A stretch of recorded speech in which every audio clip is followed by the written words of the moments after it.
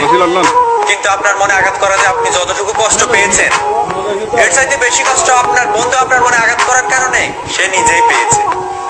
বন্ধু এমনই হয়, হারামি কুত্তা বলে লাথি উস্টা মেরে নিজে কান্না করে আবার নিজেই বুকে জড়িয়ে ধরে বলে ভালোবাসি। কারোর সাথে মারামারি হলে হারামি কুত্তা বলে গালি দাও, বন্ধু